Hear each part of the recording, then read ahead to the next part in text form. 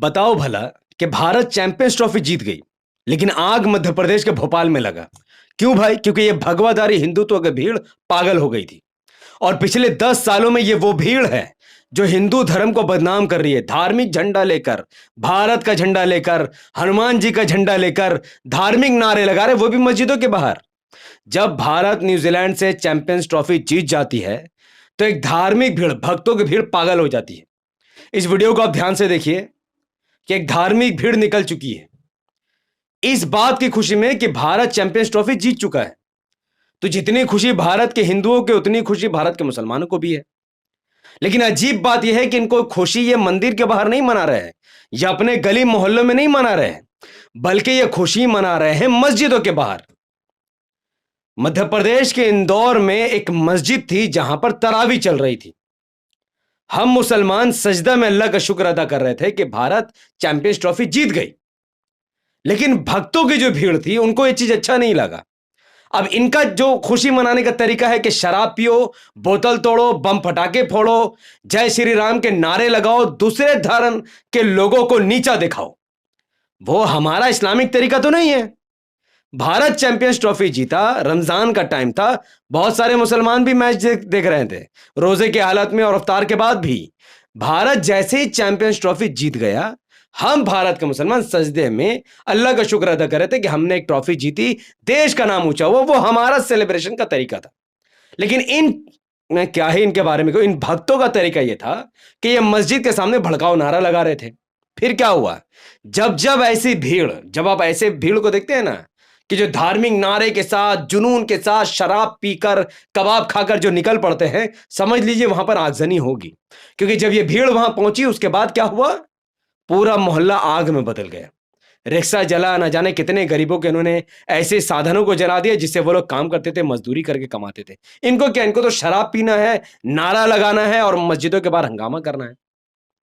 सवाल यह पैदा होता है कि क्या ये सब बातें झूठ है? जो मस्जिद के इमाम थे ना, वह मस्जिद के जो इमाम थे जिनका जिनका पूरा इंटरव्यू वायरल हुआ, मोहम्मद जावेद, उन्होंने कहा कि भैया हम लोग अंदर नमाज पढ़ रहे थे, उतने में एक भीड़ आई, हमें पता ही नहीं क्या हो गया, ये क्यों भीड़, ये क्यों पागलों जैसे बिहेव करने लगी ये भीड़, और इन्होंने ठुसकी बम, क्या होता है वो, मस्जिद में मार दिया। मस्जिद में जब इन्होंने बम मारा, तब बाहर में तरावी पढ़ने वाले लोग मस्जिद के बाहर निकले और उन्होंने भी अल्लाह अकबर के नारे लगाने स्टार्ट कर दिए। भाई जय श्री राम का नारा लगाने का अगर तुम्हें अधिकार है, तो अल्लाह अकबर का नारा लगाने का हमें अधिकार है। अल्लाह अकबर का मतलब होता है कि अल्लाह सबसे बड़ा है, यूनिवर्स से बड़ा है, एक बहुत बड़ा बीइंग है अल्लाह, इंसानों के सोच के बहुत परे है, क्योंकि अल्लाह के जैसा दूसरा कोई मखलूक नहीं है। तो तुम जिसे जय श्री राम कह सकते हो एक मूर्ति को, तो हम तो भाई उस अल्लाह की प्रशंसा कर सकते हैं जिसने दुनिया बनाई, यूनिवर्स बनाया, ब्रह्मांड बनाया। उसके बाद क्या था? दोनों गुटों में झड़प हो गई।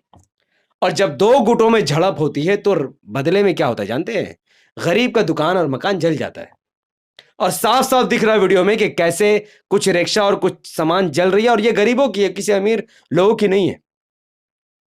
जो एसपी महोदय हैं, इंदौर के एसपी हैं हितिका वासेल, उन्होंने भी यही बात कहा है कि जो पागल भीड़ थी भक्तों की, इन्होंने मस्जिद के बाहर बॉम्ब फोड़े हैं जबरदस्ती का, जिसकी वजह से उत्पाद मचा है।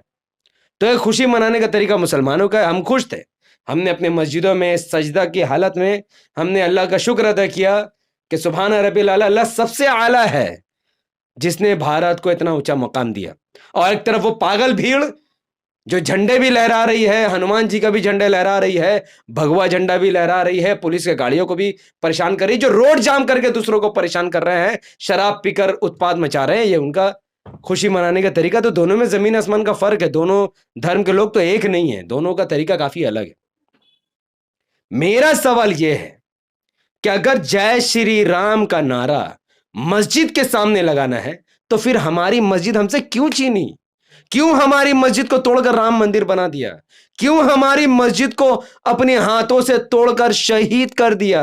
अगर तुम्हें जय श्री राम का नारा लगाना ही है, तो जाओ राम मंदिर के अंदर लगाओ, जहां पर आपने अपने राम भगवान को स्थापित किया है, जहां पर आपने भूमि पूजन की है, जहां पर जिसके लिए आपने इतनी सालों की, ये लगभग 30-40 सालों की अपनी लड़ाई लड़ी है उसके लिए, क्योंकि जब अंग्रेजों ने गुलाम बना के रखा था भारत, तो तब ये लड़ाई नहीं थी, क्योंकि सबको पता था ये मस्जिद है। ये तो बाद में आने वाले लोगों ने, खैर वो एक अलग हिस्ट्री है, चलो तुमने ले ली ना तुमने हमारी मस्जिद को, सुप्रीम कोर्ट के फैसले को रौंदते हुए, कानून व्यवस्था को रौंदते हुए, संविधान को पीठ पीछे फेंकते हुए, सब चीज को लात मारते हुए तुमने कानून को अपने हाथ में लेते हुए हमारी मस्जिद को शहीद कर दी भाई। पर देश में हालात खराब ना हो, बल्कि मुसलमानों ने तो कुछ नहीं किया। मुसलमानों ने दंगा तक नहीं किया। बाबरी मस्जिद मुसलमानों के आंखों के सामने टूट गई, लेकिन भारत के गर्वशाली मुसलमानों ने इस पर कोई बहुत बड़ी आपत्ति नहीं जताई, क्योंकि वह जानते थे एक मस्जिद गई है, अगर इसके रिस्पॉन्स में हम कुछ करेंगे तो पूरे भारत में ये लोग कत्लेआम मचाएंगे और फायदा चाइना को होगा, पाकिस्तान को होगा। तो भारत के मुसलमान खामोश रहे। और जब सुप्रीम कोर्ट ने कहा ठीक है भाई, वहां मस्जिद ही थी, 450 साल तक वहां मस्जिद थी, वहां पर मस्जिद ही थी, किसी ने वहां पर मंदिर तोड़कर मस्जिद नहीं बनाई। जब भारत गुलाम था तब भी वहां मस्जिद थी, जब भारत आजाद हुआ तब भी वहां मस्जिद थी। मस्जिद होने के वहां सबूत है, राम मंदिर के कोई सबूत नहीं मिले हैं। फिर भी सुप्रीम कोर्ट ये जानती थी कि अगर मस्जिद का फैसला दिया तो ये लोग तो मानेंगे नहीं, क्योंकि जो भीड़ है भक्तों की, ये लोग संविधान नहीं मानते, ये पागल भीड़ किसी के नहीं मानते। तो सुप्रीम कोर्ट जानता था कि मुसलमानों के हक में फैसला दे भी दिया तो भी वहां मस्जिद बनना नामुमकिन है, ये लोग बनने नहीं देंगे, सरकार भी ऐसे लोगों की है। तो सुप्रीम कोर्ट ने मस्जिद के बदले में 5 एकड़ जमीन दे दिया और वहां पर कहा कि आप राम मंदिर बना लो। तो जब मुसलमानों की मस्जिद में जबरदस्ती मस्जिद को तोड़कर और फिर मंदिर बना दिया गया, तो जय श्री राम का नारा हमारी मस्जिद के बाहर क्यों दे रहे हो? कितनी मस्जिदों में तुमको अपना भगवान बसाना है भाई? अगर हमारी मस्जिद को देखकर तुम्हें अपना भगवान की याद आ रही है, तो तुम्हें तो मुसलमानों को शुक्र अदा करना चाहिए कि हर जगह आपकी मस्जिद, और हर मस्जिद को देखकर हमारे जबान से निकलता है जय श्री राम। तो तुम मुसलमानों के खून के प्यासे क्यों बने हुए हो? क्यों मुसलमानों की संपत्तियों को जला रहे हो? क्यों मुस्लिम इलाकों में पथराव कर रहे हो? क्यों मुसलमानों को परेशान कर रहे हो?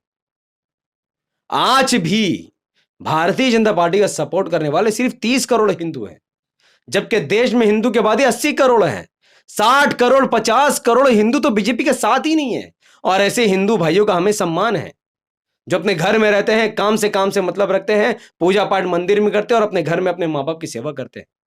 ये तो वो लोग हैं जो अपने माँ बाप को आश्रम में फेंकते हैं, सुबह से रात तक शराब पीते हैं, लड़कियों को छेड़ते हैं और धर्म का झंडा उठाकर उत्पात मचाकर ये साबित करते ये हमारा महान हिंदू धर्म है, जबकि हिंदू धर्म का इनसे कोई लेने देने नहीं है।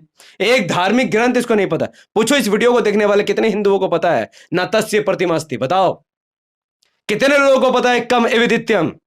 कितने लोगों को पता है एक ओमकार? किसी को नहीं पता है। एक श्लोक के बारे में जिसको नहीं पता, वो चला धर्म का ठेका लेने। और मैं जिस तरीके से एसपी महोदय हितिका वासेल ने कहा कि हाँ वहां पर बम फोड़ेगा उसके बाद ये उत्पात मचा, तो मैं इंदौर की पुलिस से ये उम्मीद करता हूं कि जिन लोगों ने ये उत्पात मचाई है उनको कम से कम कड़ी से कड़ी सजा दिलाई जाए, जो भारत के भविष्य को उज्जवल करे। कि हाँ जो व्यक्ति भी, भाई आप चाहे बारात में निकलो या किसी खुशी मनाओ, कुछ भी करो, आप मस्जिद में बम कैसे फेंक रहे हैं? किसी धार्मिक इलाकों में जाकर जबरन दंगा करने की कोशिश कैसे कर सकते हैं? तो सीसीटीवी का फुटेज का यूज करते हुए उन तमाम नशेड़ी, शराबी और उन कमीनों को पकड़िए जिन लोगों ने देश में हिंदू और मुसलमान के बीच नफरत घोलने का काम किया, और चाइना की दलाली में जो लोग डूबे हुए हैं। चाइना चाहता है देश में हिंदू मुस्लिम लड़े, पर हम मुसलमान लड़ाई होने नहीं देंगे। हमारे अंदर काफी सब्र है, हम उस धर्म को मानते हैं जो हमें सब्र करना सिखाता है। बिस्सब्री वस्सलाम, नमाज पढ़ते सब्र करते हैं। हमें उत्पात मचाना हमारा धर्म नहीं सिखाता है कि आप उत्पात मचाओ और इस्लाम का झंडा लेकर मंदिर के बाहर चिल्लाओ, ऐसा कोई नहीं करता है। इक्का दुक्का करते होंगे तो करते होंगे, मेजोरिटी ऑफ द मुस्लिम ये नहीं करते। और हमें गर्व है अपने मुसलमान होने पर और इस्लाम पर, जो हमें सिखाता है कि जहां रहो सुकून से रहो, अपने पड़ोसी की हिफाजत करो। मुसलमान हिंदू का पड़ोसी और मुस्लिम इलाके में जाकर उत्पात मचा रहे, क्या सिखा रहे कि आपका धर्म क्या सिखा रहा है? मुझे उम्मीद है इस वीडियो के माध्यम से लोगों की आंखें खुलेगी। इस वीडियो को इतना शेयर कीजिए कि वो हिंदू भाइयों तक भी पहुंचे, ताकि उनको पता चले कि भारत का मुसलमानों का तरीका खुशी मनाने का वैसा नहीं है जैसा आपका है। और जो लोग आपके धर्म को बदनाम कर रहे हैं उन हिंदुओं को रोको। हिंदुओं को रोकना पड़ेगा। जो लोग धर्म के आड़ पर भगवा झंडा लेकर, भाई भगवा झंडा क्या चीज का प्रतीक है और क्या आपने बना दिया, ये सवाल मैं हिंदुओं के बीच में छोड़कर जा रहा हूं। क्या पूछो उन दंगाइयों से कि वो भगवा झंडा क्यों यूज कर रहे हैं, वो भारत का झंडा क्यों यूज कर रहे हैं। जब तक पुलिस सजा नहीं देगी कुछ नहीं हो सकेगा। मैं इस वीडियो को इधर ही खत्म करता हूँ, मिलते हैं इंशाल्लाह अगले वीडियो में, जिसमें अनुज चौधरी जो संभल का सीईओ बना भरा हुआ है, कोई भी है, और जो बातें उसने कही है संविधान के दायरे में, अभी उसकी बैंड बजाने की काफी जरूरत है क्योंकि वो औकात से बाहर जाता जा रहा है। मिलते हैं अगले वीडियो में, तब तक इस वीडियो को लाइक कीजिए, शेयर कीजिए, कमेंट कीजिए। हमारे यूट्यूब चैनल से जुड़ने के लिए इसे सब्सक्राइब करके बेल आइकन को हिट कीजिए। अगर आप सब इस वीडियो को हमारे फेसबुक चैनल द पॉलिटिकल पे देख रहे हैं, इसे लाइक और फॉलो करके 5 बड़े ग्रुप में शेयर कीजिए। मुझे और ज़्यादा सपोर्ट करने के लिए आप मेरा इंस्टाग्राम में मुझे फॉलो कर सकते हैं, और मीशो ऐप में एक टीपी क्लासिक नाम का एक स्टोर है, जिसमें कई सारे टी-शर्ट अवेलेबल है। वहाँ से जो भी टी-शर्ट परचेज़ करेंगे उसका कुछ हिस्सा मुझे भी मिलेगा, जिससे काम को करने में काफ़ी आसानी होगी। उसका लिंक इसी वीडियो के डिस्क्रिप्शन पर मौजूद है। बहुत-बहुत शुक्रिया। अस्सलाम वालेकुम रहमतुल्लाहि व बरकातहू। मैं था मोहम्मद हफीज़ अंसारी और आप देख रहे थे द पॉलिटिकल।